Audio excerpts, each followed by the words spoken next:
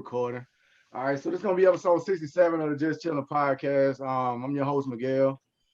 Today, we got so soon. Artist from New York, right? Yes, indeed.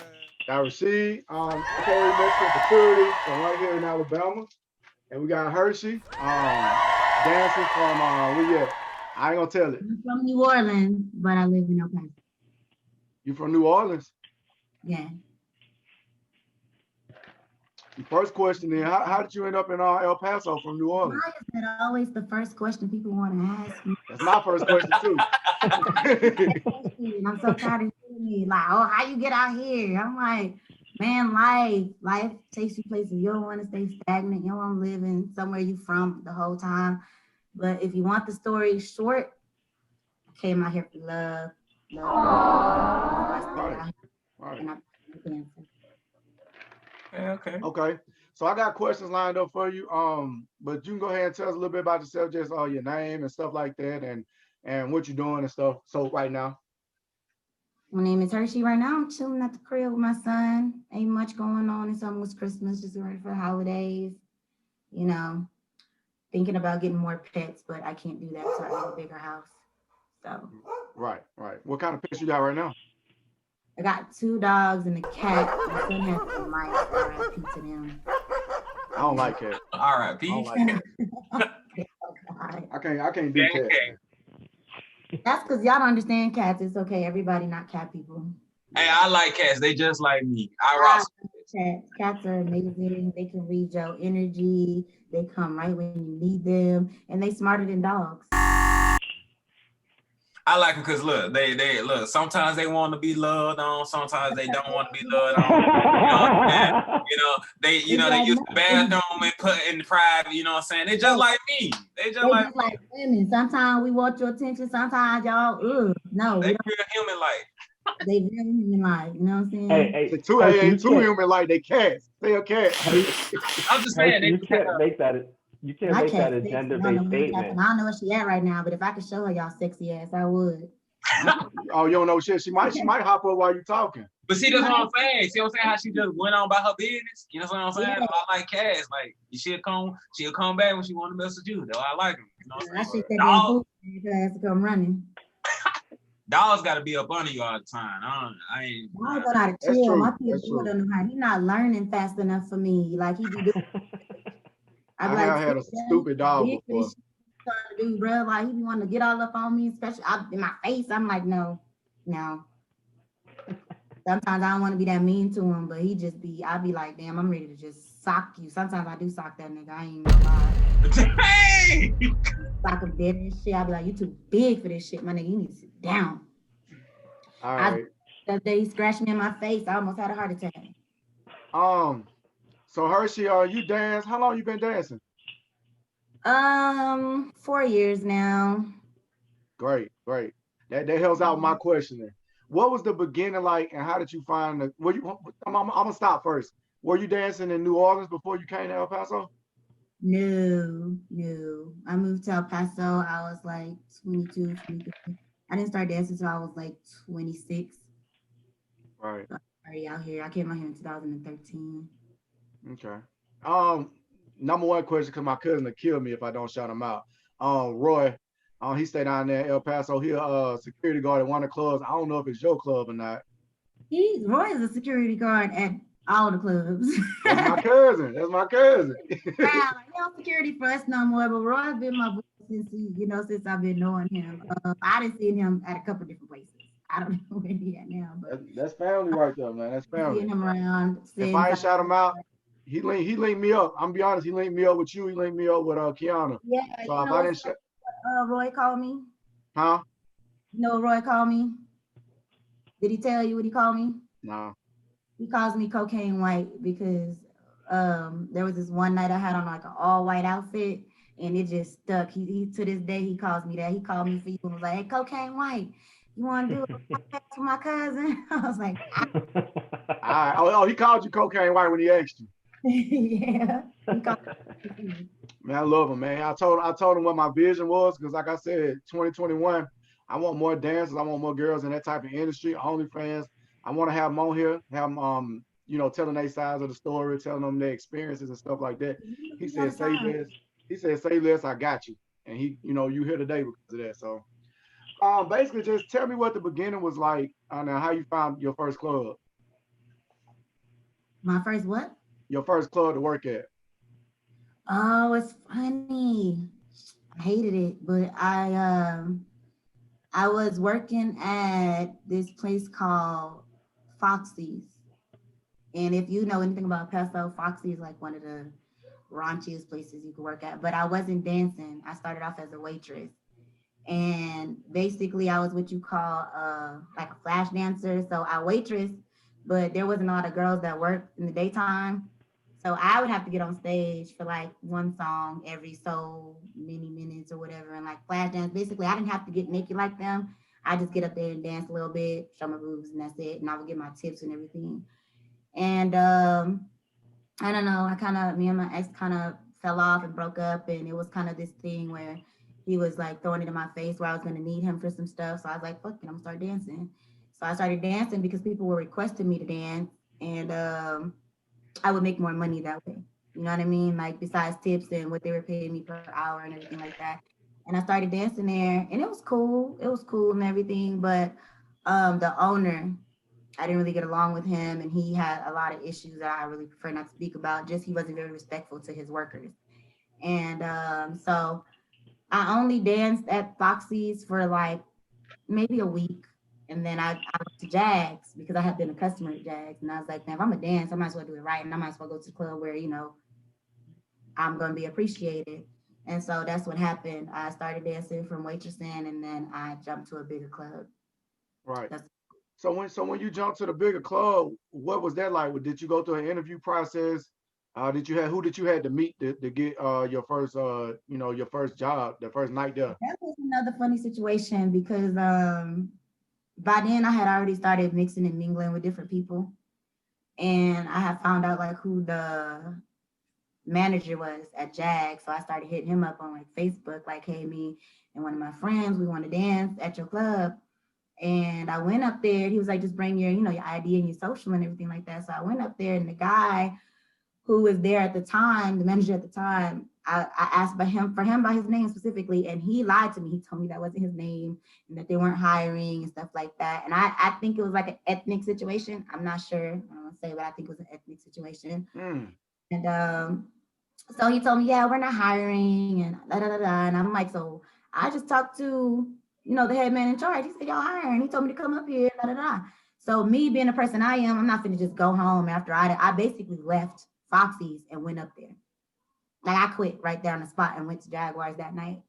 And I called the boss that I had talked to, and I was like, well, your boy said, y'all not hiring, and that he doesn't know whose name I'm looking for. I'm not gonna say his name because I don't want to get in trouble, but he's saying that he doesn't know who that is.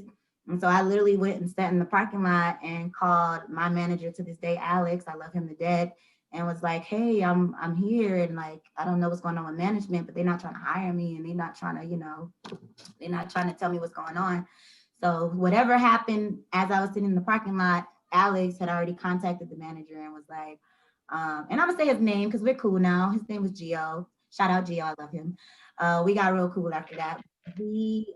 He got my ID and my social. I started dancing that night, and it was kind of rough at first. I'm not gonna lie. Like at first, it was kind of like cool. My first night, I made money like right there, and then as the weeks went by, I kind of got a little discouraged because I felt like it's really hard being a woman already, and being a dancer is even harder being a woman because if you didn't have insecurities or you already had insecurities, it can definitely put more on you as far as the money's concerned, because like as the weeks went on for a little bit, I had to find my look, I had to find my customer base, I had to find like what fitted me the best, because I wanted to quit so many times because I was like, I know I'm pretty, I know I'm fine, and I ain't got time for this. I was like, they ain't appreciating my chocolateness and I don't have time for this. And my boss was like, no, we're not gonna let you quit. Like he didn't give up on me, and I appreciate him to this day. But to any woman who thinks that we just be out here we hoes and we just taking off our clothes and stuff, it is hard,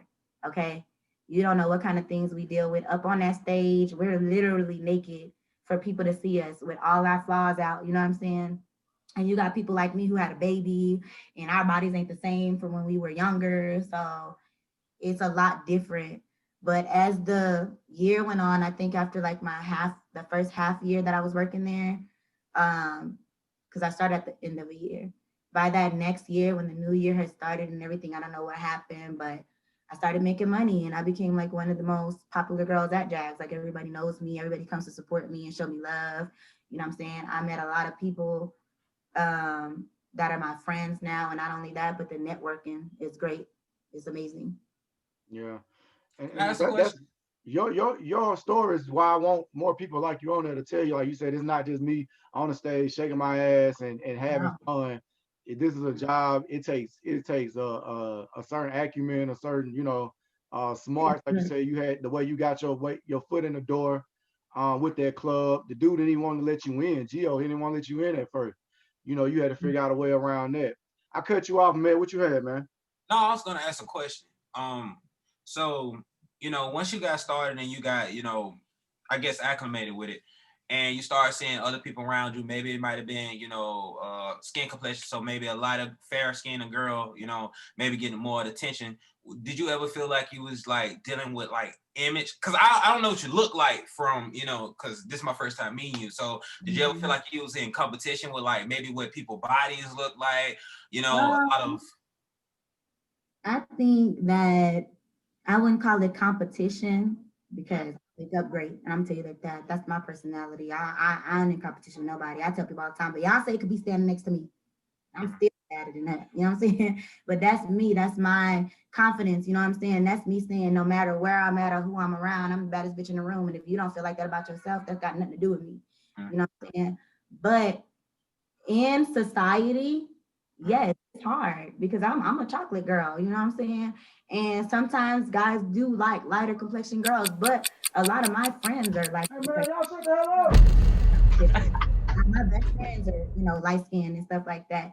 Mm-hmm. But society and when men and things like that, it's always different. As far as bodies are concerned, you have some bodies that look very beautiful, natural. You have some girls that have gotten surgery. So it's always going to be some type of competition because, how can I compete with surgery that I'm not willing to get? You know what I'm saying? Not because I can't afford it. I don't want it. Yeah. That's a good question, man. You had anything soon? Your mic off on so soon.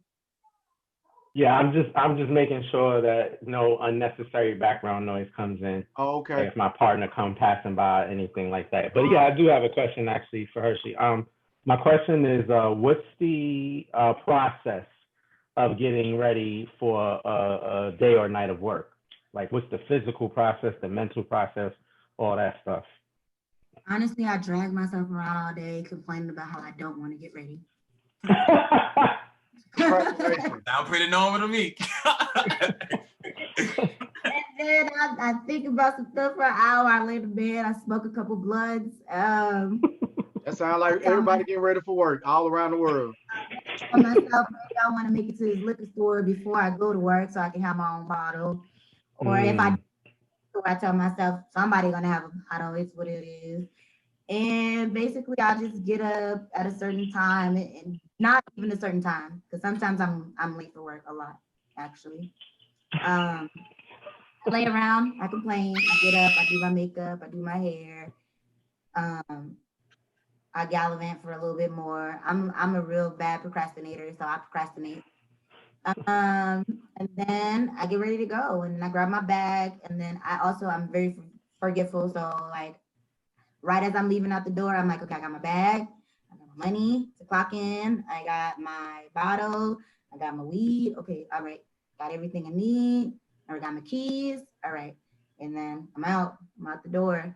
And then as far as going to work, it's just a matter of me getting dressed. Sometimes I get dressed right away. Sometimes I walk around the club and check it out, see if it's even worth me putting on my stripper clothes or whatever the case may be. If not, I'll be like, man, I just walk around in my regular clothes till I see something going on.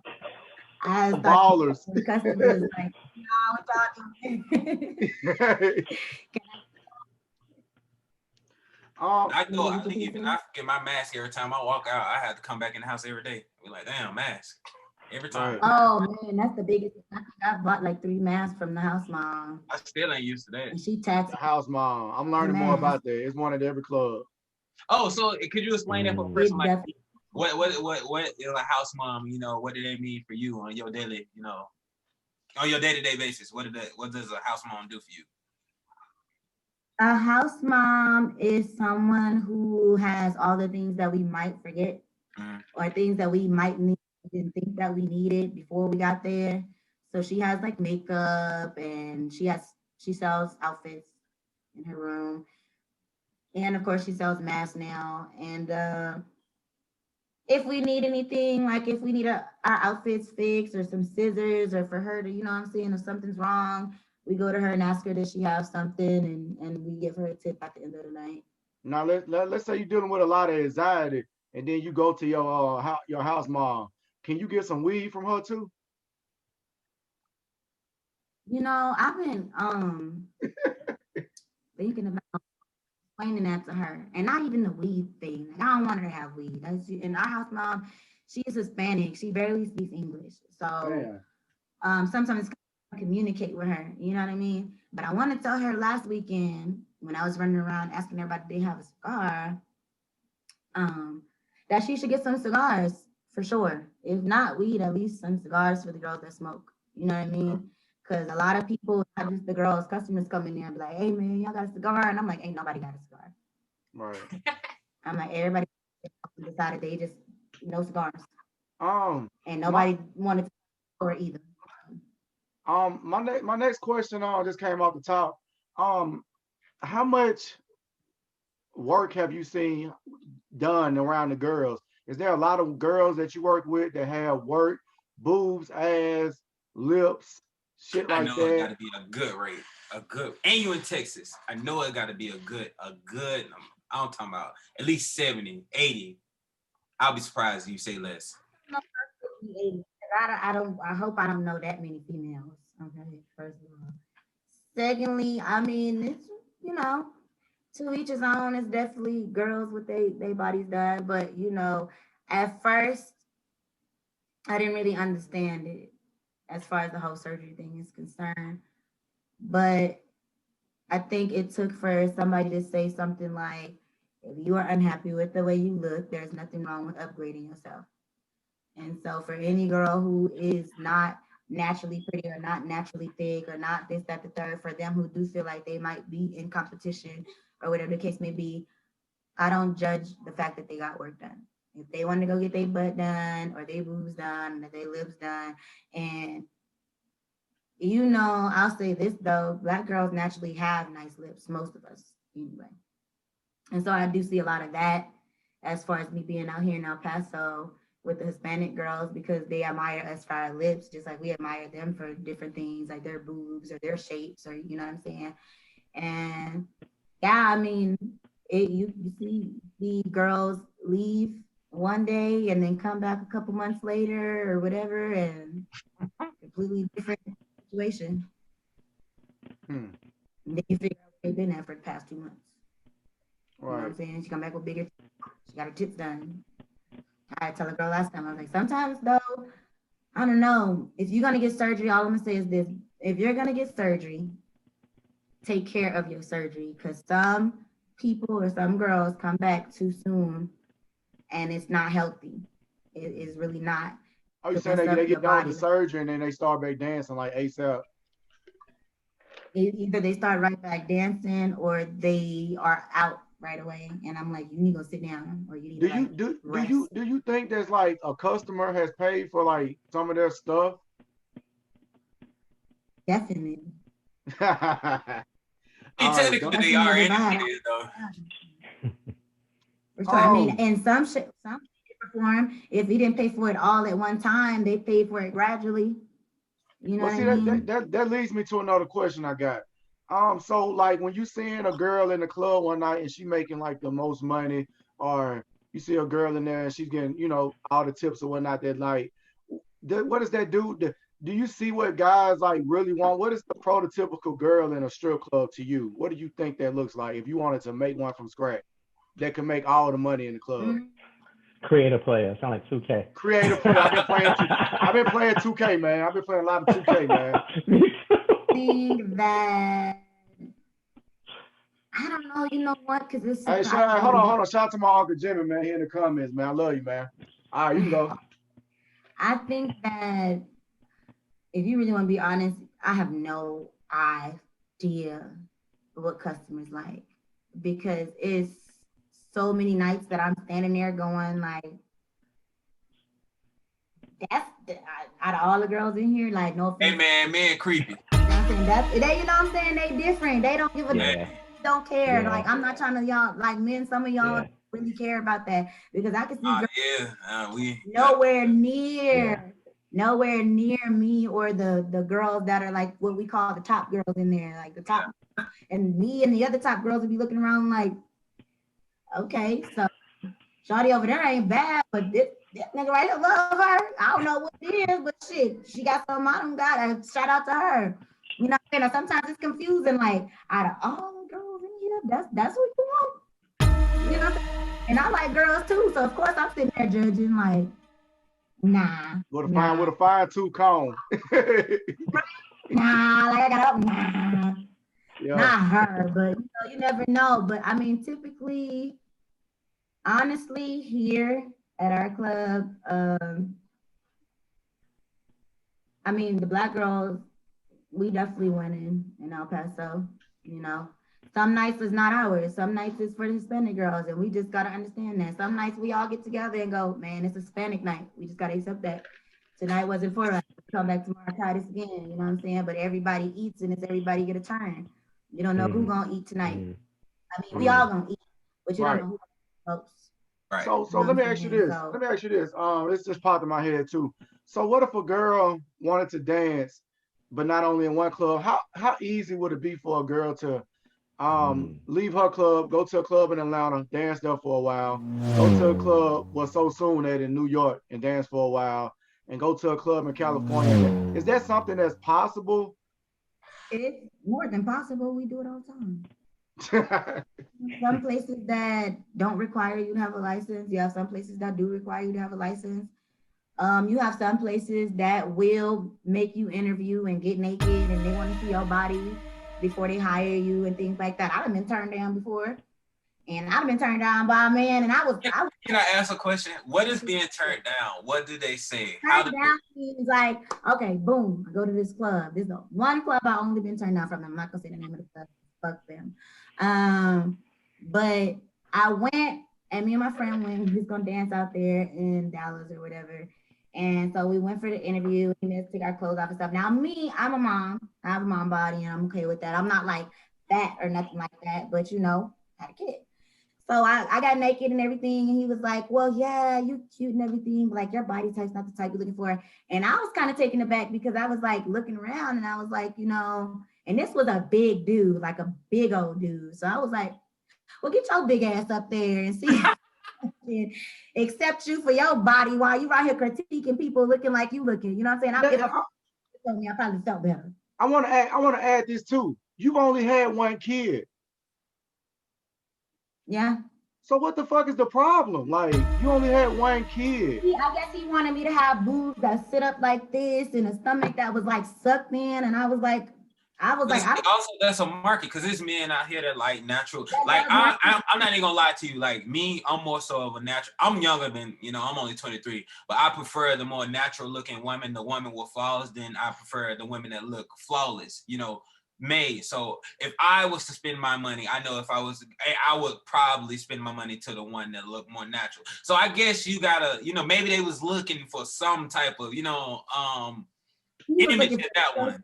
Perfect as he could get. And I was like, you know what? Any other place that I've ever been, I've never had this problem. And like I said, I know, even with my little stretch marks and my little all that. That's what I'm saying.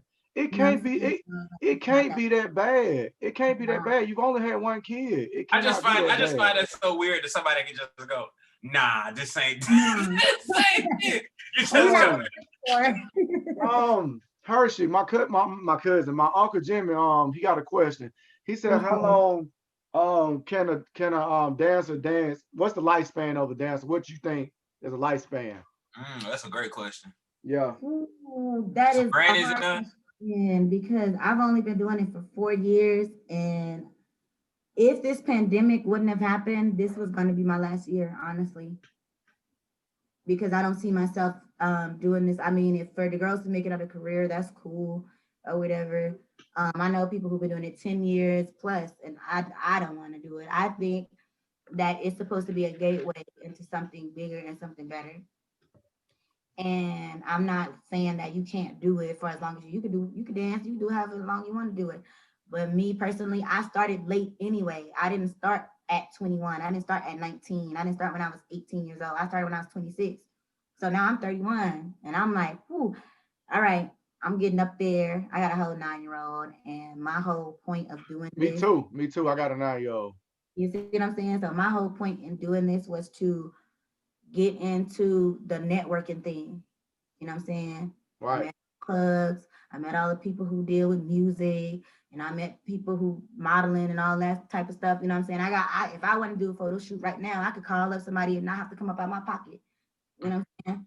And that's what it's all about. It's really about some girls, and I talk to me and my other girls talk about this all the time. You have two types of dancers.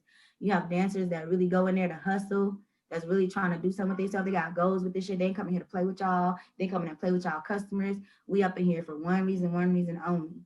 We trying to do some. Then you got girls who like the lifestyle. Because I see a lot of girls that dance, and it seems like they just come to work to get fucked up and just strippers. That's how I feel. Right. How You know many what I'm saying? how many new dancers come in per month or per year? Mm, they be in and out, but since this whole COVID thing, we have so many new girls, and that's because a lot of clubs are not open. I got one last question for you because we got to go on so soon because he Go got this ahead. project. I definitely want to shine a light on him, man, because he deserves it. Mm-hmm. Um, but my last question was like, and my last guest, it was Raven. She couldn't answer it because she's a new dancer, but she was the first dancer I had on, and Mm-hmm. I'm forever appreciative of her for coming on and giving me her time. What's her name? Raven, she dances in Indiana. Oh, okay. But shows like P Valley, movies like Hustlers and Players Club, like they depict they depict what they think the life is. How accurately is the life compared to what you see from day to day? I think that P Valley kind of hit it on the nose. See, I felt like that. I'm just playing. Like, I did think that though, but I don't know. I think P Valley was the one who got it right.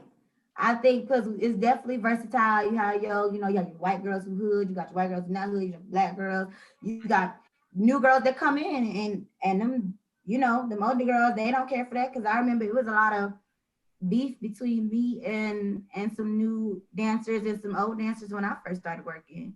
You know what I mean? It wasn't all love when we first came in. It's not like they don't embrace you like with open arms at the strip club. You know what I'm saying? Over time, you build friendships and stuff like that. And for anybody who over that amount of time who does not like you, then fuck them. But I think P Valley did better with that whole situation. Definitely, women can be very vicious. Right. So P Valley hit it on the We can head. be very vicious. We can Right. be very hateful. We can be very jealous. We can be very this, that, the third. But we can also be very, very, very loving, kind, nurturing creatures also. So you encourage the people watching right now to check out P Valley on Stars because that's going to give you the more accurate The depiction more of the life. accurate. But Players Club is the reason why half of us became dancers. I'm pay homage to Players Club. Let me pay homage because that's really why I became a dancer.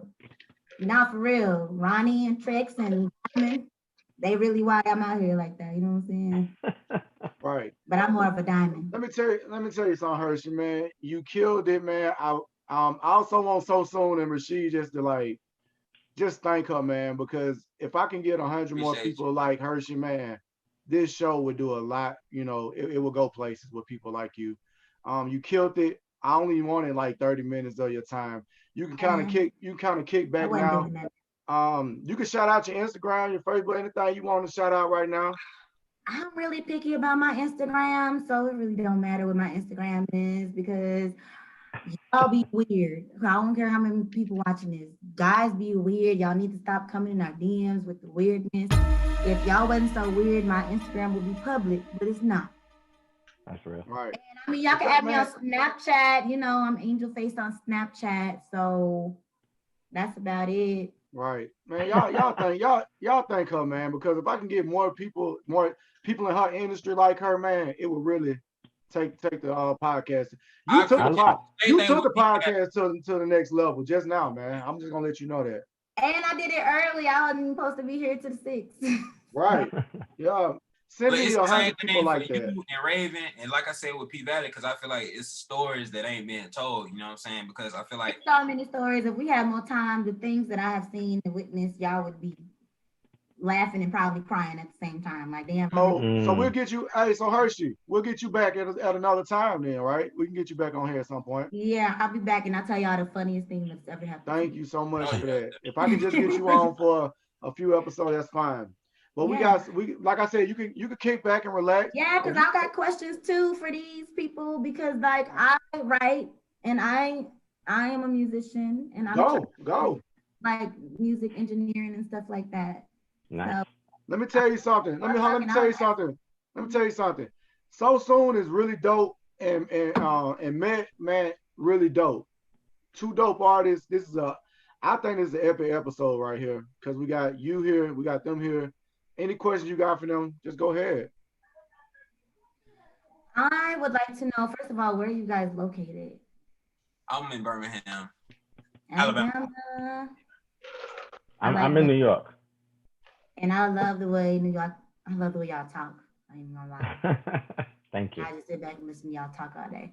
So with that being said, do y'all have like your own studios or do y'all use other people's studios? I'm in mine. My room. That's your studio. So you have like a studio in your room? Got the whole shebang.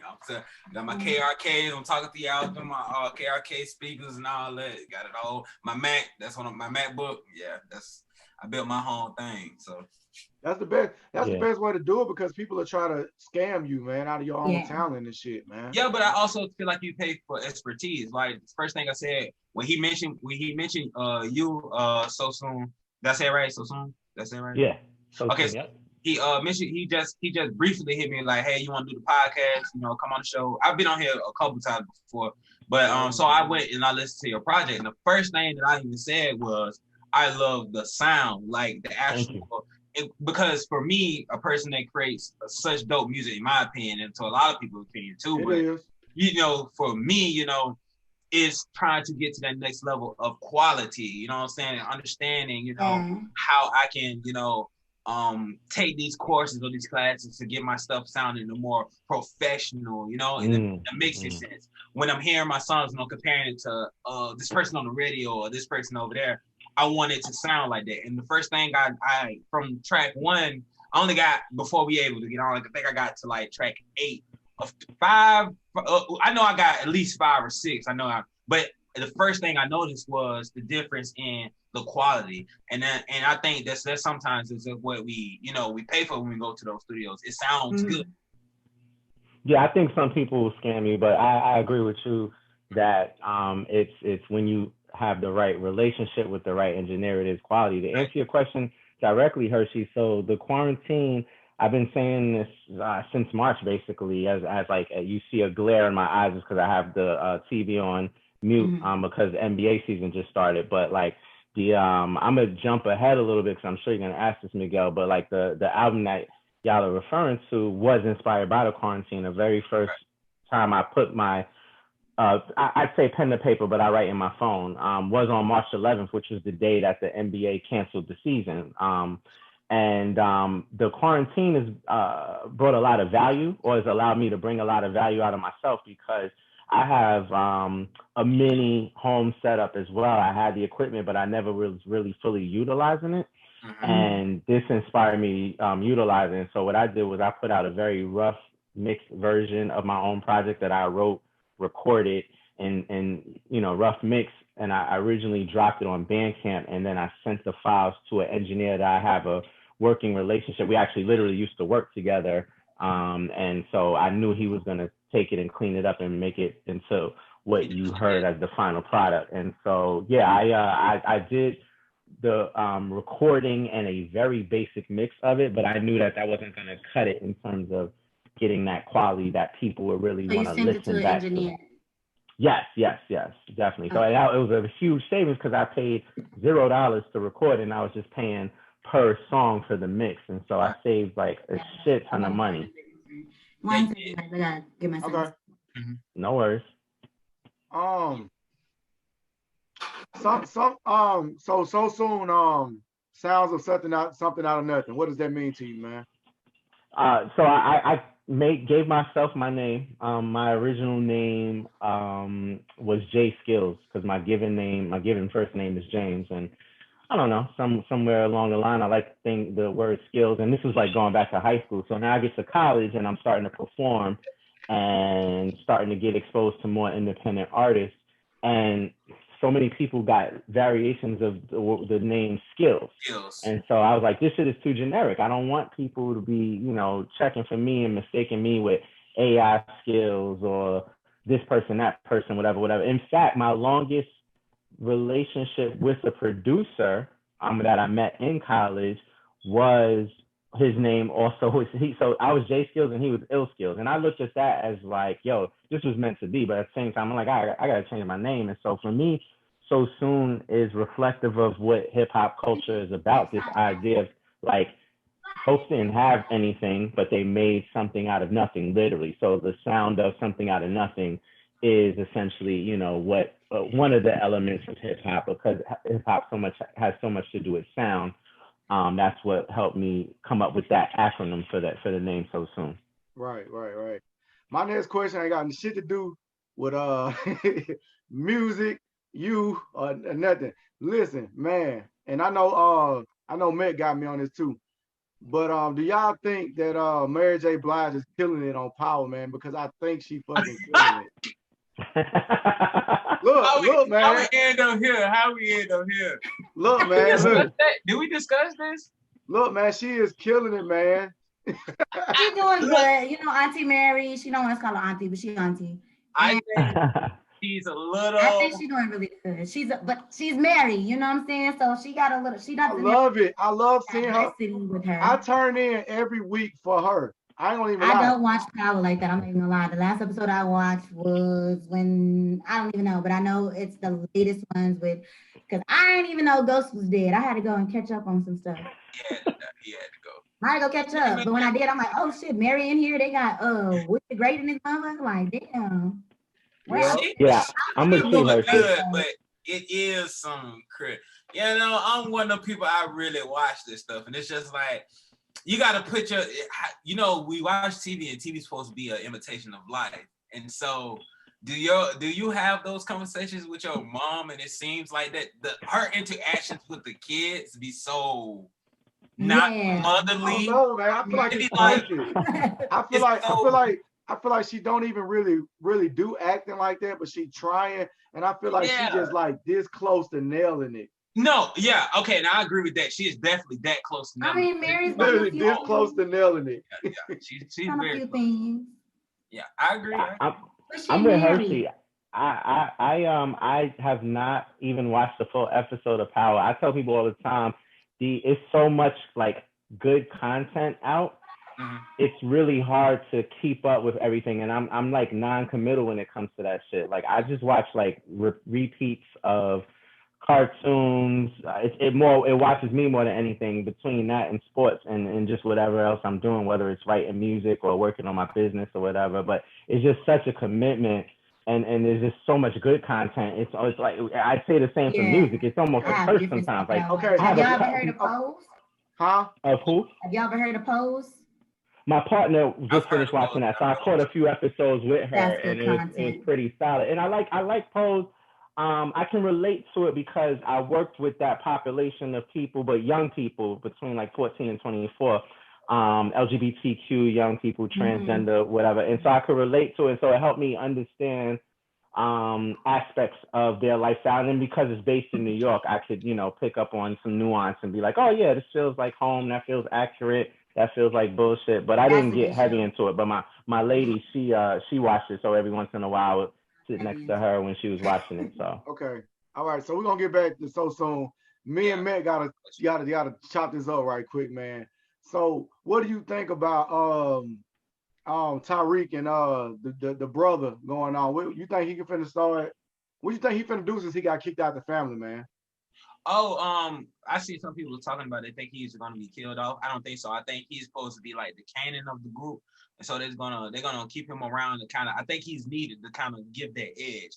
Maybe they might join forces down the road. Who knows? And maybe they might play the mom, play the family.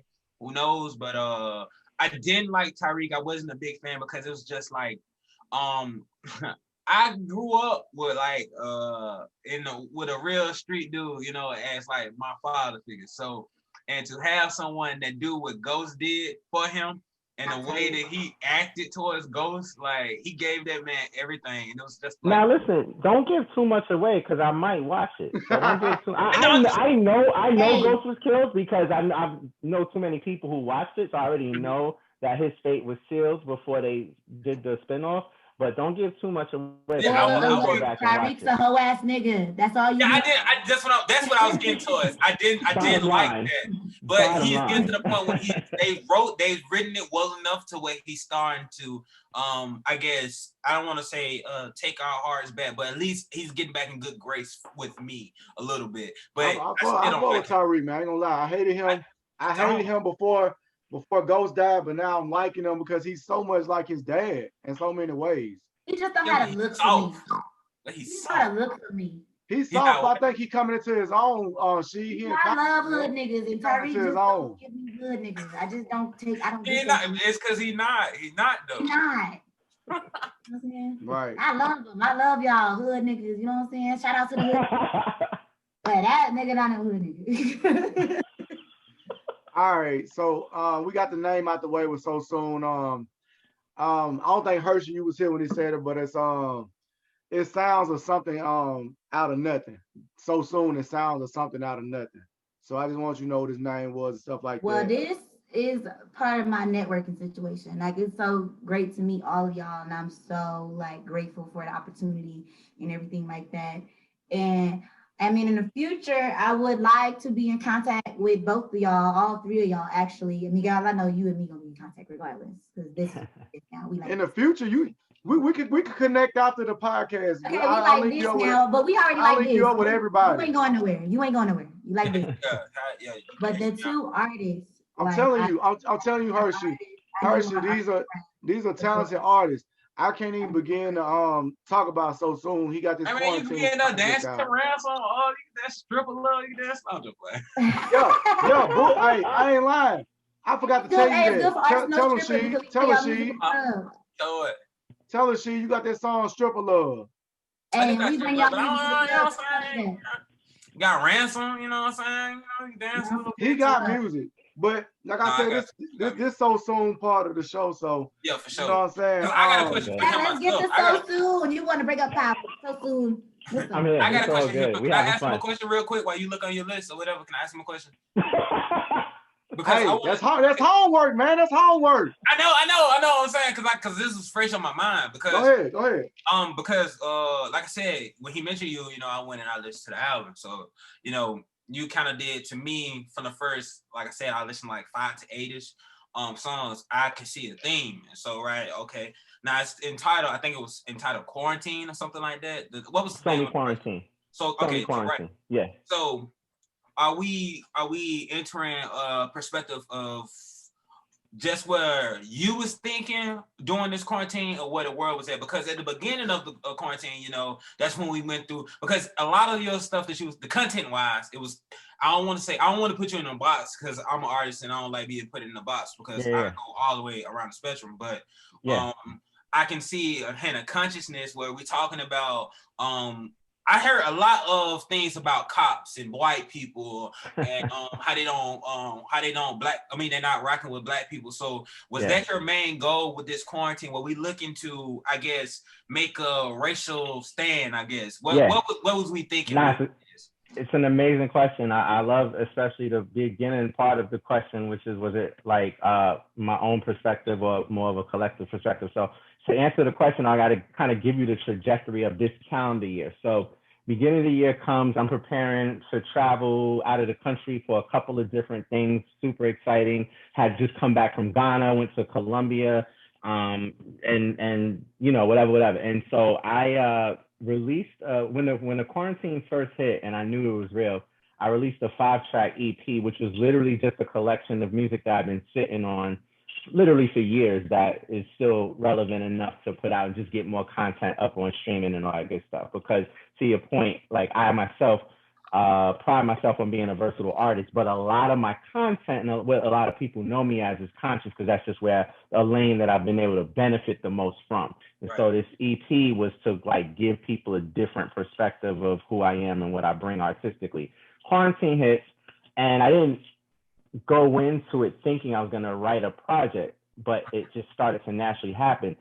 Meanwhile, my cousin, who I hadn't been in touch with regularly for some time, is hitting me, like just buzzing in my fucking ear, wouldn't leave me alone. Like, yo, I'm making beats, bro. My shit is fire. Go to my SoundCloud, So I'm like, all right, nigga, all right. So I finally, I listen, and I'm like, all right. So I'm like coming up with concepts for songs, and he's got enough here to work with, like some fire shit. And then another producer that I went to college with years ago, just out of the blue, hits me with a batch of beats. I've been sitting on some other beats from my producer. And I was like, fuck it, I'm going to just create an EP. And my cousin, I give him, he's the MVP for 2020 for me, because he was the one that said to me, you need to get ahead of the curve and put out this project before a bunch of people start trying to get on this concept. So I was like, all right, cool, I'm going to do it. So I wrote, recorded it, started writing, like I said, March 11th. And then I had the first 7 songs out by May. So right around the time that I released it, it was an EP at that point, that was when all the protests started happening.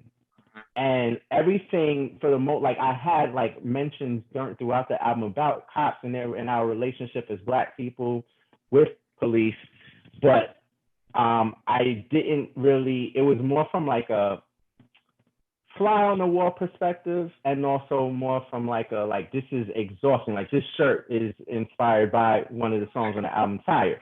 And I like that song. So then my cousin again, he's like, so I put the project out 2 days after. He's like, yo, this shit is dope, bro. You gotta add more music. So I'm like, nigga, get out my face. I am so I've never done anything like this. I wrote, recorded, mixed, and dropped the shit in a matter of like 2 months. And now you're telling me to put out more. I'm fucking tired. So I like took a little bit of time, and then I thought about what he said. I was like, you know what? Yeah, because I'm actually angry, and I want to reflect that. So I added 4 more songs to the project, and then that's when you really, when you get a chance to listen to the end, you'll see the shifting gear after Tired, where you see this like builds up of like emotional energy, because it goes from like we're tired of this happening to us to like I might fucking shoot a cop in the face. Not me personally, but like it's feeling like it's gonna get to that point. That's you know how what I'm I feel. saying? That's how I feel. No, I feel like at some point enough is enough. I often feel like, no, I think we got to start shooting back at some point. But that's not. Right. I ain't trying to start, with that. I just know that for me, that's how I feel when this stuff happens over and over. It feels exactly. like I remember. I wanted that energy. Yeah, I remember being a young kid with Trayvon. This Trayvon situation happened. To this day, if I seen George Zimmerman, I will beat the living hell out of that man. Like to this day, because I remember that as a kid. Like I'm only 23, and so he was like 17 at the time, and so I remember being like 14, 13, and that pisses me off to this day. So I definitely get where you're going. Now I typically do mine's a little different, as far as like my consciousness on that, because I think it's I don't want to ever box myself in. I feel like sometimes you box yourself in as an artist, and I'll be afraid of being boxed in. So I have to if I do it, it got to be on a certain type of beat, or it can't be. I get it. One person that I did applaud was Lil Baby when he made his Conscious record, because I thought that was so left field for him, and he brought it to his world. And he took a risk. But he brought it to him. That was a good track. Yeah, so I was like, I thought that was dope the way he did it like that. But yeah, and see, I appreciate how you was able to like be blatant on your, be on your tracks. Like I said, I call exactly what you saying. You was like, nah, Kyle's doing this, Kyle's doing that. Like you said exactly, what the situation was. So like a person like me, I was like, I think that's dope to like see someone that just, be what I want to say, I guess, fierce or strong in the forefront of saying those type of things in music. Thank you. So that was dope. Thank you. I appreciate it. Being from New Orleans, definitely, even before all this, I mean, history is just repeating itself. Let's just be honest. Right. Can't hang us, so they're going to shoot us. You know what I'm saying? And Right. It sucks. It sucks because it's not even that, I don't even think it's that they despise us. I think it's that they fear us. You know what I'm saying? I agree. Look at how amazing our community is. We can do anything. I mean anything. I see Black people do the most amazing things. Sometimes I see Black people do stuff. I'm like, damn, I wish I could do that, but I know I cannot do that. Yep. But For sure. At the end of the day, I don't think it's a matter of. I don't think we should do the whole conflict thing. I think I'm more of a humanity person. I'm more cool with the whole spiritual situation. I believe in God, but I also have my spiritual side. And I think that if we all came together as human beings and realized that we all believe the same at the end of the day, it wouldn't be as bad as it is. And unfortunately, this is what America was built on. So This is what we learned and this is what we know. And it's tough. It's tough. And it's even tougher when you have little Black children that you're raising. Right. We have to sit down and have these conversations with them and tell them how to have to interact with the police just so that you don't lose your child. You know what I'm saying? Because I can't imagine what I would do if anybody did something to my little man. You know what I'm saying? It's going to be a bunch of smoke in the city behind that. I know that's right. The only one I got. You know what I'm saying? It's hard. So soon, man, we killing this episode, man. I'm not going to bullshit with you. I think it ain't too much we got to get to for real. But I do want you to break down Fuck Boy, because that's a good song. I like it. Mitt like it.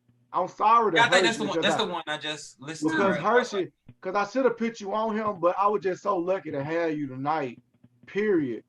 To where I couldn't put you on him fast enough. But believe me, after the episode. Yeah, no, definitely. We're going to have to do another one. After the episode, I'm going to put you on so soon. Don't I think even you worry already answered one of them. I was going to ask him about the beats or whatever. Don't even worry about it. Don't even worry about it. One thing for Rasheed, real quick. Do you do beats or do you just do the writing portion? I've had fortunate relationships with producers over the years. And I can actually tie in your question, Hershey, to your question, Miguel. I've made beats before, but I know a lot of artists who are multi-talented. I know a lot of artists who try to dip their hands in many talents and just can't do it. And I'm one of those people who I just want to create the lyrics and the process of recording the lyrics to make them sound, how they're going to sound when they come out of my voice, from my voice. To answer your question, Miguel, about that song, a lot of times the concept starts with the beat and in this very conscious album, beyond it being conscious, really what I wanted to do is make sure that it became, I guess at the time, at some point during the writing process, I realized that when I, as the creator of this project and others go back and listen to this, that this will be a timepiece that will allow people to very quickly jog their memory about some of the things that were happening in 2020, right? And so, and I'm a very conceptual writer, so I should also say that. So what happened was, and I'm not gonna tell a whole long story, I was originally going to battle my cousin, who produced that beat, on the songs. I was going to talk shit about him because we had like a rocky relationship for a few years. And then, and so you can kind of hear some of that in the second verse. But then what happened was, like, I wrote the second verse first, And I was thinking to myself, okay, I'm talking shit about this dude whose partner I'm trying to kick it to over Zoom. What would make him upset? And so then that kind of inspired the first verse and the concept for the song or whatever. And so I just like, and it's like very much from imagination, because I'm at home with my partner of 8 years we've been together, and there was no Zoom interactions that I had to like flirt with her or anything like that. I guess if you want to get kinky, but we didn't do that. So it was just like a really fun concept, because I imagine that single people who are stuck in a quarantine, probably on Zoom, showing some skin, you know what I'm saying, doing some shit. You know what I mean? So that's what that was the mindset I was trying to jump into on that song, you know? Right. But me and Rashid, we was like, we were blown back by the Missy Elliott sample on there, man. The Missy Elliott sample.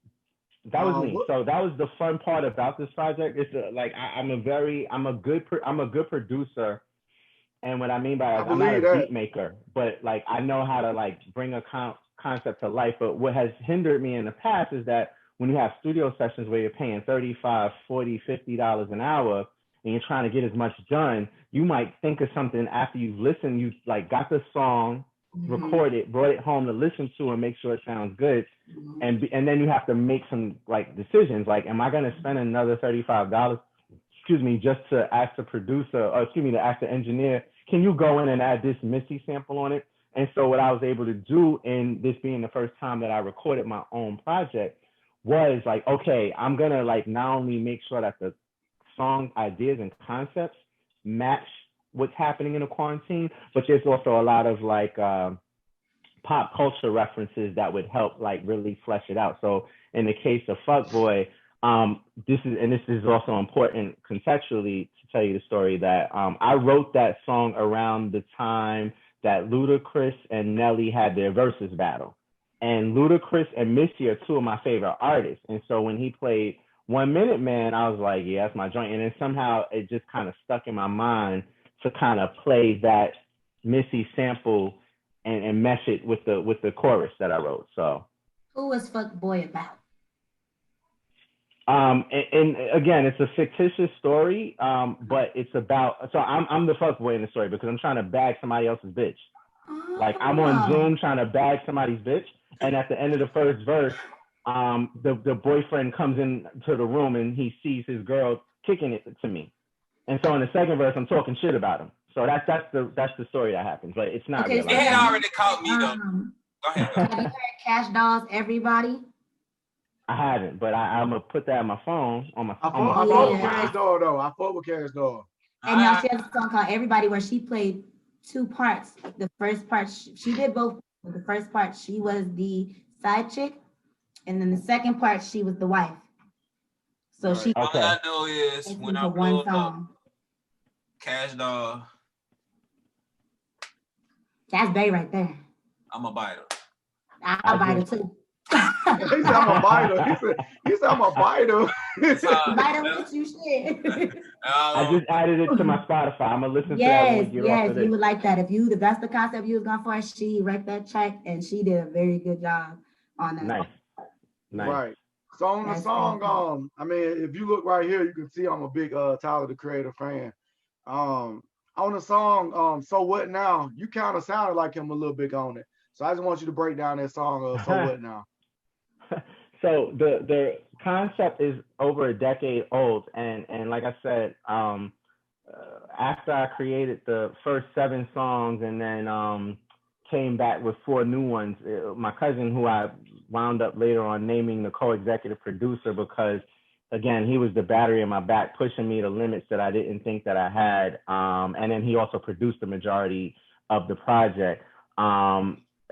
He has his catalog of beats, and he's putting them on his SoundCloud, new ones, old ones, yada yada yada. And I had that concept. I had a concept and 2 verses for that song that were from like 2010 or something like that. And so he goes to me, look, the beat is dope, the concept is dope. You don't want to just add a verse on this and put it on the project? And I was like, at first I was like, nah, man, it's old. Like the concept, it's not relevant. And then I thought about it. So the chorus I didn't change, but I changed the verses. And then what he did behind my back, like a sneaky motherfucker that he is, he went and put one of his homies on the second verse, but it was in good faith. It wasn't like some disrespectful shit. He tried his goal, and he met his goal. His goal was to prove to me that the song was worthy of putting on the project now. So he goes, he gives the song to one of his homies. Shout out to my man K Banger, because now he's my homie. K Banger turns a verse in within 48 hours. My cousin King Virtue sends the song back to me now with the second verse, and I'm like, okay, I can use the song for later, but my verses are 10 years old, and this nigga K Banger just came on and bodied this shit. So there's no way I'm gonna put it out like this now. So I waited, like I just took time to myself for like 24 hours or something like that, 48 hours. And I said to myself, you know what, I'm gonna do it because it's easy. It's not gonna require a lot of mental energy to like update the concept and make it relevant to now. And I surprised him with it. So he didn't know until the night before I dropped the extended version of the album that I was even adding it to the album. So that's how that came about. And I mean, as far as the concept, it was the goal is just to wrap up the album. It's like, okay, we've gone through a pandemic. The president is a piece of shit. Everything that you can possibly think would happen has happened, and even all the shit that you wouldn't have that you would have not expected. So what now? What are we gonna do now? What am I gonna do now? So I'm celebrating. I had my face on a Times Square billboard. Late summer, I have this amazing project that I'm so fortunate to have put out and done so in a timely manner. There's a lot of highs and lows that have happened. So what now? So it was both like a celebration and a way to wrap up the album. Right. I have a question for So Soon. Go ahead. Talking everything. First of all, I just followed you on Spotify, so I'll check out your music. You're gonna enjoy it. Thank you. Secondly, I know we talked a lot about the quarantine shit and everything. How do you feel about the coronavirus? I didn't believe it was a real thing at first. I like I said earlier, I was preparing to travel out of the country. I have a friend in Australia who puts on an annual music festival, hip hop festival, and conference. And I was gonna go there to speak at the conference and perform at the festival. I've never been to Australia. I was super hyped. And when they first said, okay, U.S. is shutting down for the quarantine, I was like, fuck that. My girlfriend was looking at me like, you're bugging. You need to stay your ass home and stop playing because you will fuck around and get stuck in Australia till like the end of the year.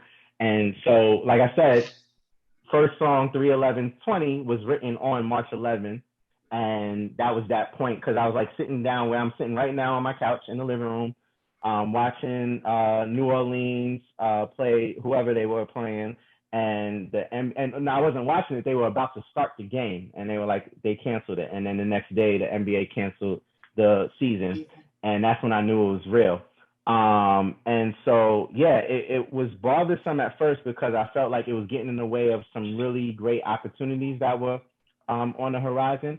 But I'm thankful that I was able to kind of pivot, which seems to be the word of the year, and make it beneficial. I'll also say that, like, me personally, I'm at a stage in my life where like I don't really like to be around a lot of people. Like like people know me to be very outgoing, and I am, but I'm an only child. But you're like introvert. I'm an extroverted introvert. So like when I'm around my people and I'm in certain settings, I can be the life of the party. I can be somewhere in between. But like when I'm home, I need to recharge. So like you're not going to see me on a bunch of Zooms. My girlfriend has been on 3 Zooms this week. She's on vacation for 2 weeks. And she's been on 3 holiday celebration Zooms already. I don't know what that's about because I don't be on Zoom. It's like it's mandatory. Yeah. It's just I get it. You gonna be on some more Zooms, Hershey, because I'm gonna need you for some more episodes. I just don't be on Zoom. Like, hey, y'all want to jump on Zoom real quick? Like, that's crazy to me. No, you better get friends with it because I'm gonna need you for a couple episodes. But my thing I'm asking because like the whole I personally, and this is me, there's some aspects of that virus that is, it's real. But me personally, I'm definitely one of them people who's like conspiracy theorist when it comes to the coronavirus. So, no, it's real. Nah, I think they put it out here, but it's real. It's definitely. Nah, I mean, I'm gonna tell y'all like this. I had it when it like smacked El Paso and they start shutting everything down. Literally, and before they quarantined us, I was already sick. And you know what I was doing? I'm gonna be real honest. I was partying and bullshitting and I was drinking. You know what? I was getting sick. I was sick. I was already sick. I was sick. You know what I was doing? I was like drinking. If I keep on doing drugs, it'll just go away. You know what I'm saying? Yeah. I ended up in the hospital, but I got over it. And I was like, virus is only for me, and this is to me, is only detrimental to people who are of a certain age and with certain health issues. And I see people like me, I'm a very healthy, I'm not as healthy as I probably should be, but I'm a very healthy 31-year-old. I don't think that it is like a serious thing because at the end of the day, we all have that virus in us. It just activated it. And that's just me.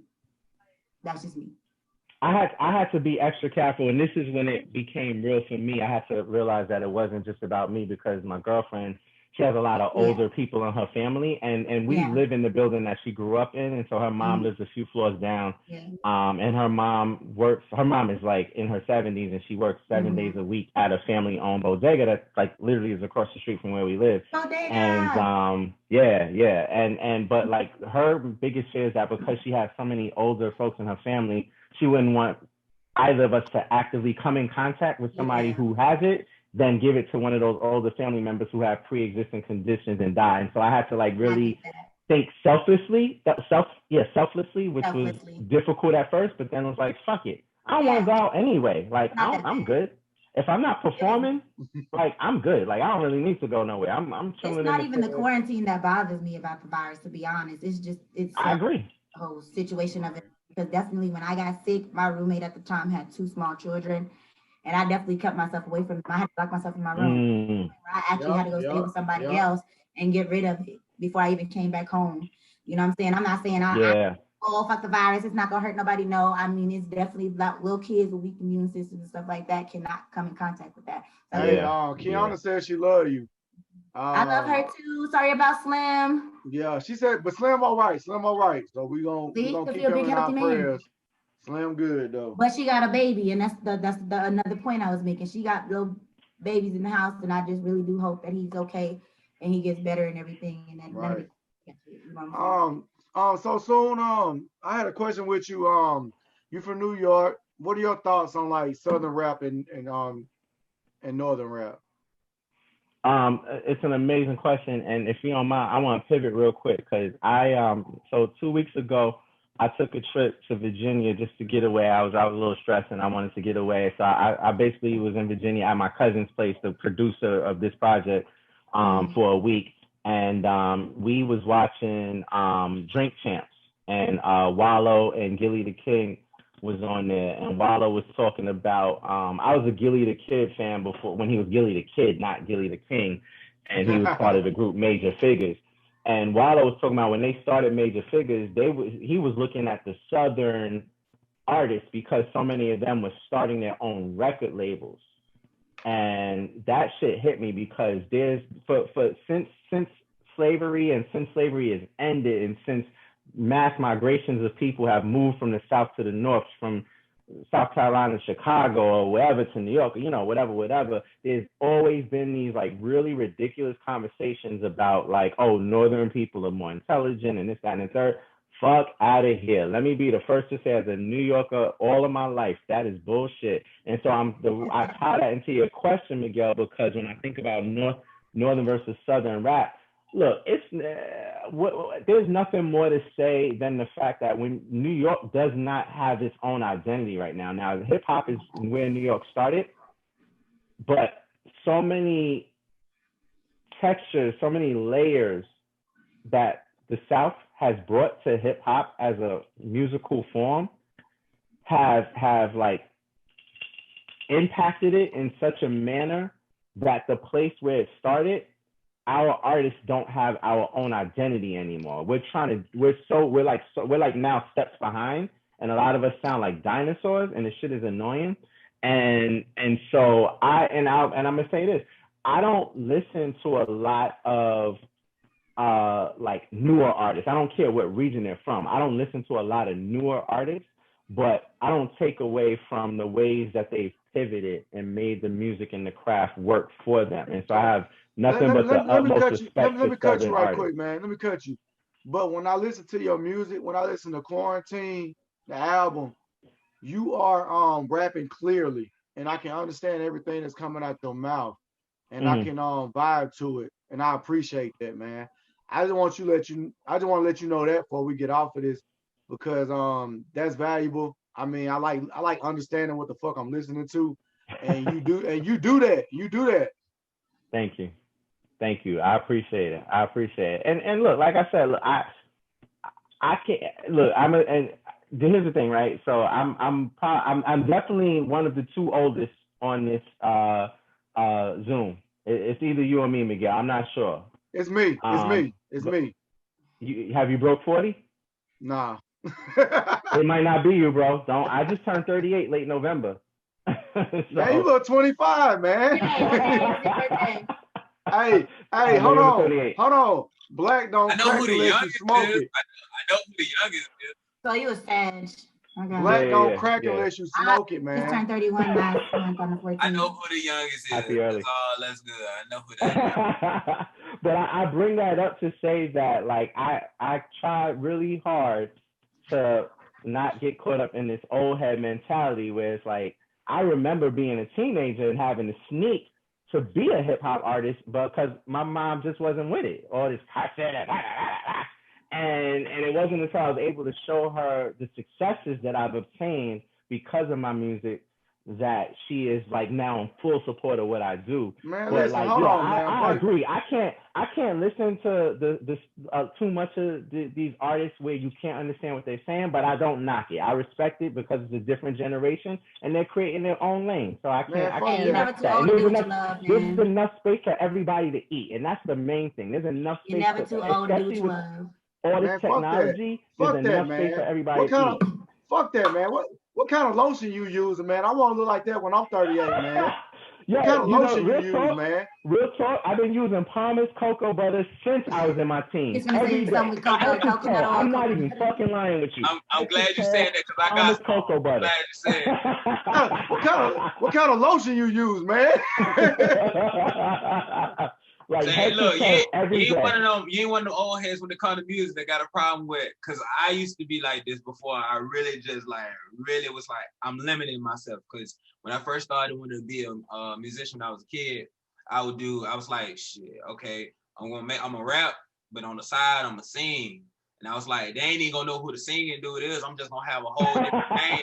And they ain't gonna put Facebook because at the time I grew up, early, like it wasn't before the Treys and the Drakes and all that came out. It wasn't cool. It had got away from, you had your Bone Thugs and Harmony, but then it went to, everybody was gangster again. And so a rapper that was singing and stuff, that wasn't cool. So I was like, my plan was to separate it. And so thanks to people like Drake, Kanye, Kid Cudi, when they came around, it made it cool for me to be able to, I can play with it. Like when you listen to my projects, I'll go from rapping a little bit and I might sing a little bit, or sometimes I'll make a pure R&B song. So you ain't one of them forces out there, because there's some people out there like, these singing ass rappers, these singing ass niggas, like they can't stand that. But for me, like I said, I was a person, I used to be like, oh my God, if you give me 5,000 bars, you great. But like now it's like you can get to the point where I feel like that's too much words. You can't maximize on fans. Like even as an artist who has a lot of conscious content, I'm still a songwriter. And so I'm gonna make sure that I have a catchy chorus that brings you in to whatever like relevant content that I want to bring you into. And if you can sing or even harmonize a little bit, that's a bonus, because that's what people catch on to. That's what sticks to people. I love melodies. I got a question for Hershey though. Okay, so you dance. What are your favorite songs to dance to? Is it like that emotional rap, that deep rap? What gets you in your zone? It makes you hold on, and it gets you making your money real quick. What kind of music is that? I love Memphis niggas like Black Youngster, Moneybag Yo. You know what I'm saying? I really like. I mean, as far as my music is concerned, I dance to a lot of versatile stuff. I think there's one song that I dance to. What's the one you go crazy on? I'm finna go get some money. 1, 2, 3, let's go. That's my song right there. It's like, Pussy ass Joe, he decide who to sentence. He said he ain't gonna switch out his bitch for a dime. He's down for a penny. You know what I'm saying? Oh yeah. Black Youngster. I'm a dime. He not gonna switch out for no penny. You know what I'm saying? So that's crazy too. But I'm very versatile because I'm also from New Orleans. So you gotta remember that too. A lot of the stuff where they sample our music, or sometimes I'll just bring in some like real life, just New Orleans shit. Like I don't give a fuck who can't relate to it. Play that track, play that Sissy Nobi real quick, play that Denicia real quick, you know what I'm saying? But lately I've been dancing to like a lot of the baby and stuff like that, stuff that gets the crowd hype. I like hype music because at the club you don't want to really hear like a lot of slow stuff. Now I ain't gonna be dancing to like Tiana Taylor, my girl too. You know what I'm saying? Shout out to Tiana Taylor. Her album was a beat. Morning, that song with her and Kaylani. Oh yeah. Mm-hmm. Like I get real sexy on that, you know what I'm saying? Like at the end of the night, it's starting to slow down. I'm like, hey, play that sexy shit, you know what I'm saying? Play that Tiana, play Drake, you know what I'm saying? Play that stuff that they drunk now. Put them in their feelings real quick. Yeah. Do y'all give them y'all track list for y'all go on stage? And every now and then we have new stuff that we bring. So I'm starting to like this one girl, I forget her name is, I think Flo Mizzy, something like that. But I like when I'm at home listening to different stuff, I'll save certain songs. Be like, okay, so I want him to like add. So look, I want you to pick one song from So Soon on your list, and I want you to pick one song from Mexico Futurity on your list. Definitely. You know what I'm saying? Man, rap on no one, man. Play that, man. I want to say, I want to give you your kudos, Hershey. I want to give you your kudos because what you just said made me think a lot. One of my former group members, he's the MC. He doesn't rap anymore, but he's an MC. He engineered all of our group sessions, but right now his main focus is on DJing, and he's been like building his fan base heavy. Shout out to my homie Gallo the Great, also one of my best friends outside of music. But he always talks about the role of a DJ and how their job is both to set the tone in the space, wherever that space is, but also to be able to read the audience and understand what they're doing. And everything you're talking about in your work, in your line of work, has to be about reading the audience. So when you were talking about like these niggas is in here drunk as fuck, what's going to get them losing their mind and throwing them dollars? You know what I'm saying? Like you have to be attentive. I have so much respect for you for being able to kind of like put that out there and recognize that. You know what I wanted to say to both of y'all though? Like both of y'all was making a good point about the whole singing and rapping thing. And I was actually thinking it's funny because I have a track that started as a rap song. Started that way. And it's funny because my producer came over and like he produces my music for me. And he came over and I was like, man, fuck that. I should turn it because it's a stripper song. It's not like a stripper song it's about like how y'all was asking me questions earlier about how the girls interact and all that. It's basically about me and a friend of mine like having a falling out because we both were dancers and all that kind of stuff like that. Like, and hopefully y'all get to hear it one day when I get actually recorded. But it started as a rap song. And then once my producer came, I was like, you know what? I kind of want to like slow it down. Like I want them to really hear the story. I don't even want to rap it at this point. I kind of want it to be like a, like a Janae Aiko, Summer Walker feel, but it's telling a hood story, but it's telling you where you can understand it. So I have, and that's my favorite songs that I've written this year. Cause I'm like you, I write and I just keep stuff. Listen. You probably can just record the vocals and send it to one of these guys and they could put the song together for you. Now's my next question, because I just need somebody because my producer, he ran off on me and started his happy little life with his new family. And I'm like, that's cool. That's cool. We used to date. Shame on him. We used to date and everything like that. You started your new family. I'm so happy for you. I'm proud of you doing your stuff and everything. But can you not forget what we started? I just need yeah, it's tough. I'm strictly writing and performing music. I don't make any beats. However, the crazy thing is I have the songs recorded on my phone already with the track. Like that's how crazy it is. He came over, I recorded the songs on my phone. I still have them on my phone. I just need them in like you said, just so soon. I need somebody I can send them to. And you got some fucking hustle, because I have a lot of young mentees who are like a little younger, like I'll say they're like around Met's age, who I've told. So I've been trying to give them this gem, because this was my saving grace and recording my project this year. There's a free website that also has an app, Android, iPhone, whatever you use. It's called Band Lab, like a live band, and then like a science lab, Band Lab. And I use that to record, and it's easy to like put shit in there. It's easy software to use. It's easy to collaborate with people. So if you threw your stuff up in BandLab, like I said, I'm not a trained engineer, but I have a lot of people around me that do these things that I can do. I could probably find some people to help you bring it to life. And you said it's called Bands Lab?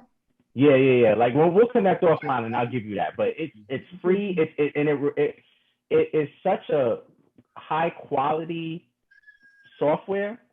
I don't even understand why they make it available for free. Like it's to this day, I'm just like, yo, I can upload 1 million fucking songs, have 100 vocal tracks on my song. They not saying, oh, you gotta pay the premium to be able to have like 20 vocal tracks, or to upload like SoundCloud.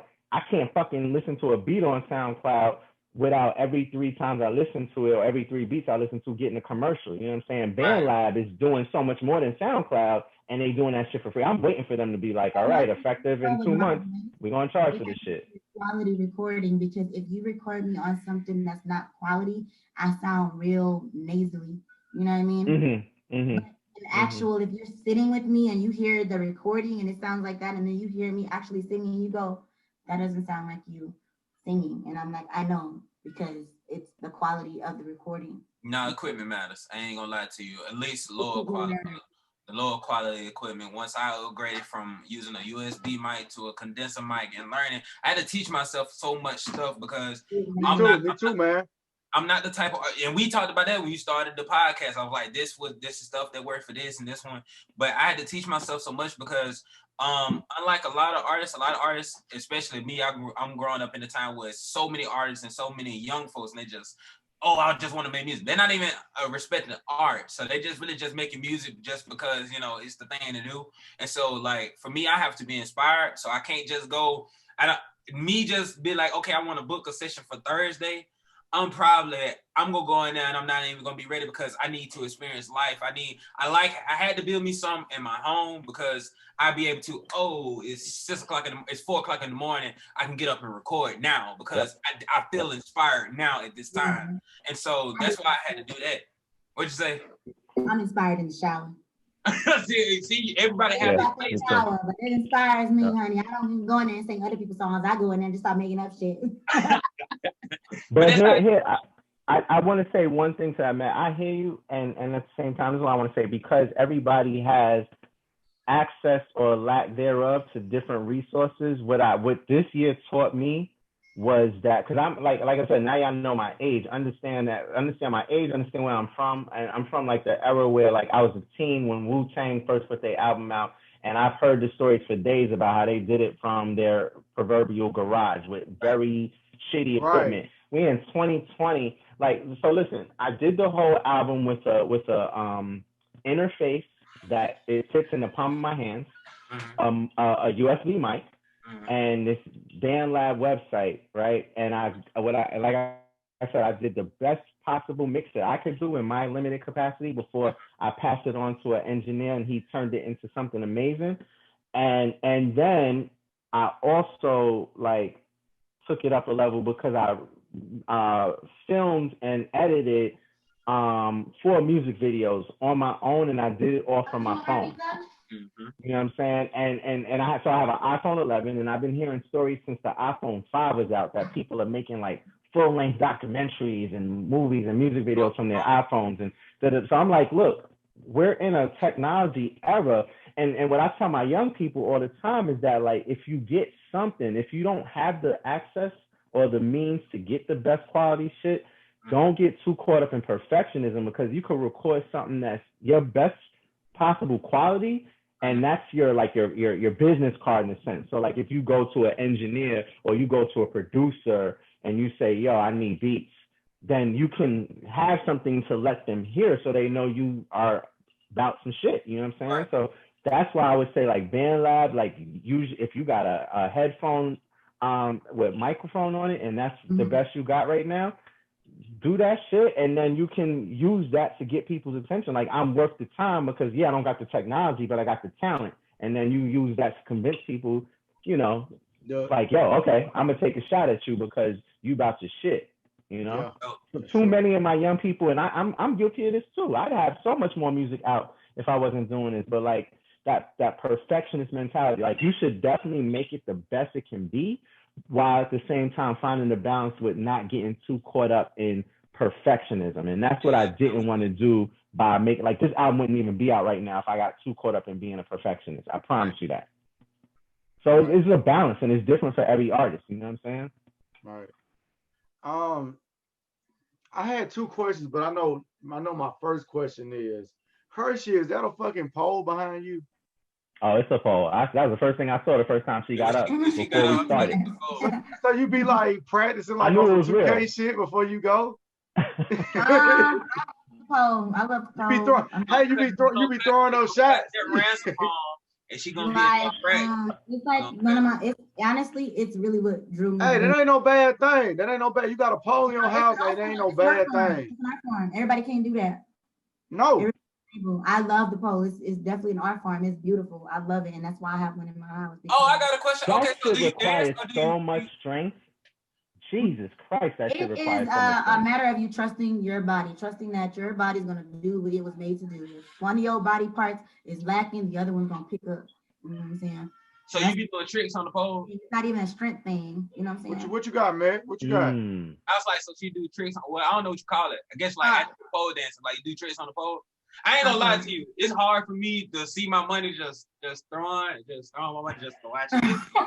but one way to get me, if I was at a strip club, I probably wouldn't give my money to the twerkers. But if you get on that pole, damn, that's what we make a lot of our money. He got a good point. I like art, and not to me, that's art. You know how many men come up to me like, get up, go up there, and I'm gonna throw all this money, and I go up there. If you get on that pole, I don't know, I might go broke, but I ain't gonna tell you. That's this girl, man. There's this girl. He got a good point. I want to know what your thoughts on versus pole dancing versus just twerking. Which I'm not taking away nothing from twerking because twerkers make money too.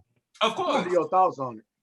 I love both, but if I had to say which one would probably get you more attention, it would be the pole. It would definitely be the pole. Get it from me. Yeah. Definitely the pole. I mean, I'm gonna shout out Alex the Great. We call her Alex the Great. She works with me, and Alex is a monster on that pole. She is strong as hell. Haley. When all kind of craziness, and I know I told somebody one night, I said, look, if I try to do what she doing, I'm gonna have to start a GoFundMe, and that's just real life what it is. She does Superman's like with her arms, like I mean, holding the pole, arms out, just flying through the air. I'm like, nah, as strong as I look, no, I can't do that. You know, wow, this is wow. This is amazing. Do it again. I'm good. I'm solid. Don't get it twisted. I'm solid on the pole now. Do it again. That's me. Hey, man, we killing this shit. That's funny. My son loves it. He be on the pole. I'll watch it. I'll definitely watch it. I told him he a fireman. Right. Right. Oh my God. Man, we killed this shit, man. I just wanted to ask one last question before we get out of here, because it's only an hour show. We killing this shit right now. We killing it, bro. This is what I like, though. When the conversation is natural and everything is not so much pressure, it's a good show.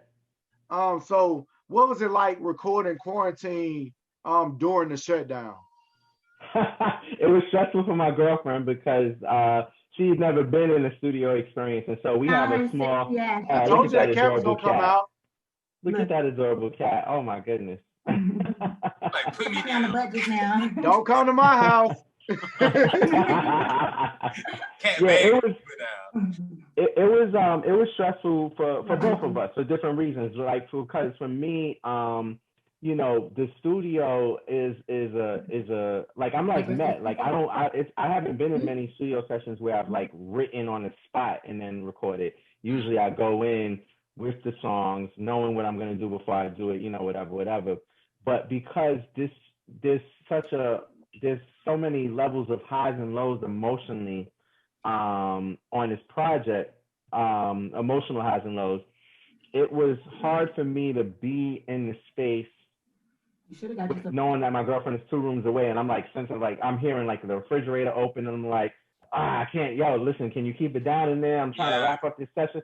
And then, but what I also found out really quickly is that the room I was recording in had too much of an echo, so it made sense. Again, the building that I live in now, my girlfriend has been here pretty much her whole life, and her mom lives. It's a small building. It only has 8 units.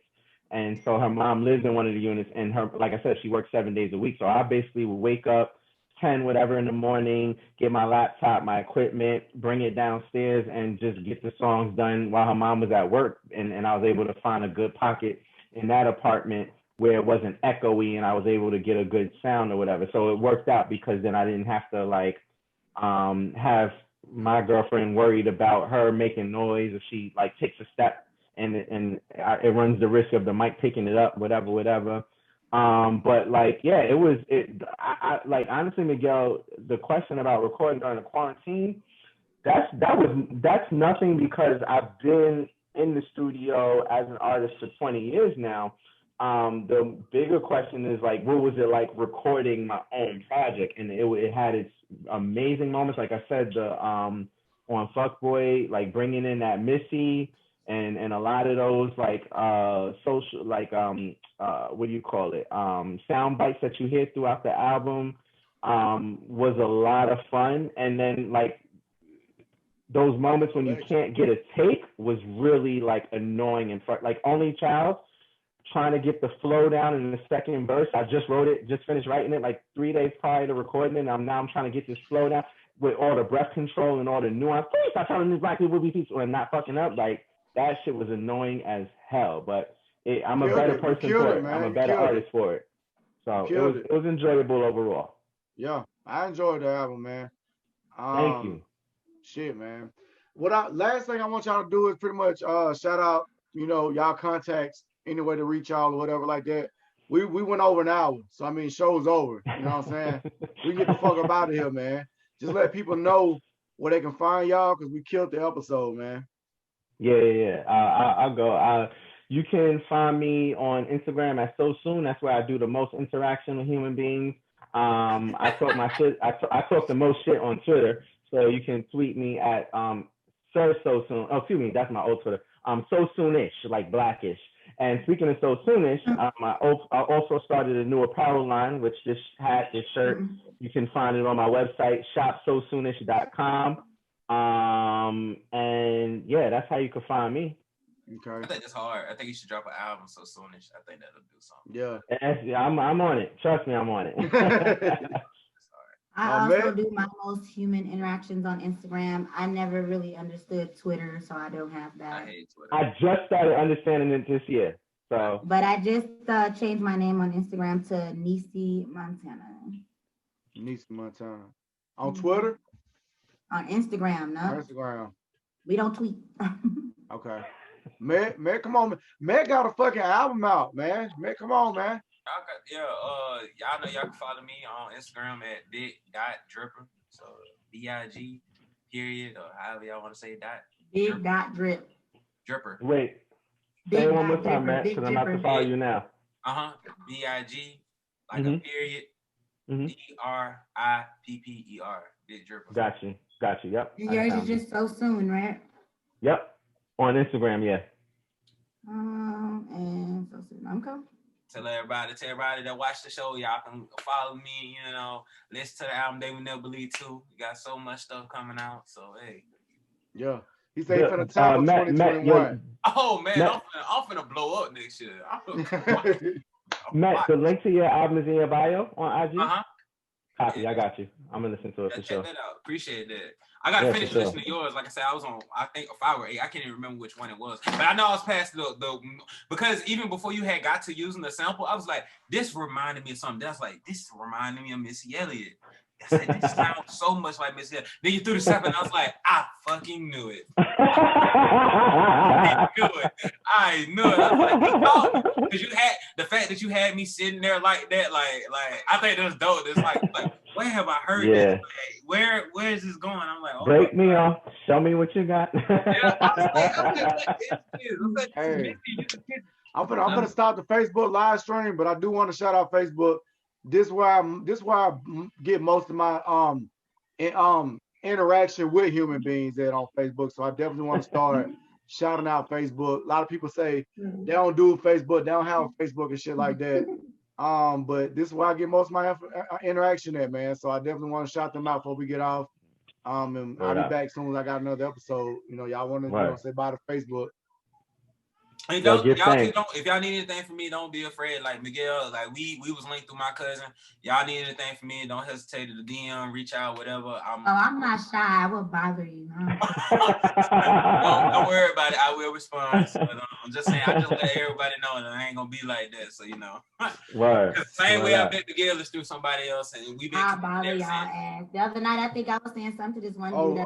She my brother, man. She my brother. That's my guy. He was like, my wife right there. I was like, introduce me to your wife then so I can bother the both of y'all. What you mean? Hey, we got 133 views off the rip, man. Nice. Nice. We got 133 views. Applause for the young kings. Oh, yeah, applause for you. Applause for you. Word up. Everybody got a dope story and it needs to be told. So I appreciate you. Oh, man, no. We thought to tell this real story. Y'all gonna be like, damn, Hershey, that really happened to you. I'm like, man, I couldn't believe it. I can't wait. Y'all need to go ahead and What you sipping on Ciroc? Man, no, I drink wine. I don't really drink hard liquor during the week. You on the wine, he on the Ciroc. You know, I like my apple juice on the rocks. You know what I'm saying? No hard liquor. I was drinking some sparkling rosé. Okay. I'm a little tea type guy. You know what I'm saying? You know. That's my